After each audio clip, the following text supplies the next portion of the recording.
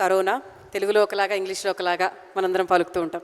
మరి ఈరోజు CFW award సెరమనీకి విచ్చేసిన పెద్దల్ని మన గెస్ట్లను వేదిక మీదకి ఆహ్వానిద్దాము. ముందుగా ప్రత్యేక అతిథి, ఆయన పరిచయం అక్కర్లేనటువంటి వ్యక్తి, తెలంగాణ ఉద్యమానికి అస్సలు సిస్సలు ప్రతినిధి, మాస్ లీడర్కు చిరునామా, మరెవరో కాదు విచ్చేసిన మంత్రివర్యులు హరీష్ రావు గారు. సో వారికి చప్పట్ల సమక్షంలో వేదిక మీదకి ఆహ్వానిద్దాం. Welcome sir.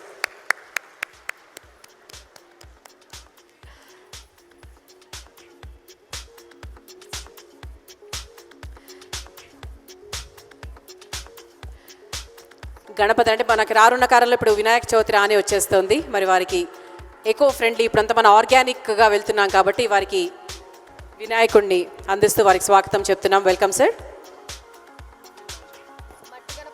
మరి కార్యక్రమానికి విచ్చేసిన మరో ముఖ్యమైన అతిథి, మంత్రివర్యులు ఎర్రబెల్లి దయాకర్ రావు గారిని సాధారణంగా వేదిక మీదకి ఆహ్వానిస్తున్నాము. Minister for panchayat and rural development, government of Telangana. Welcome sir. Thank you so much for coming.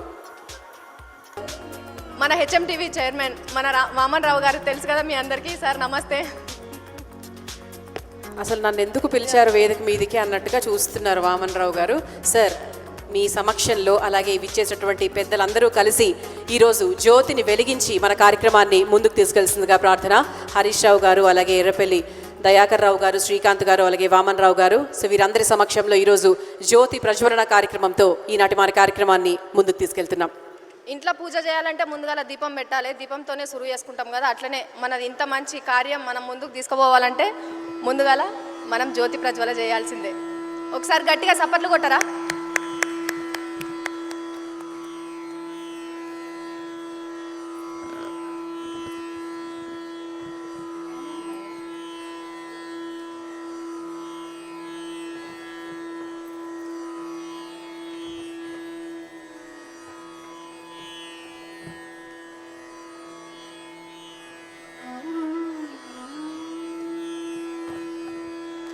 Hyderabad CP Anjani Kumar గారిని సవినయంగా వేదిక మీదకి ఆహ్వానిస్తున్నాం. Welcome sir.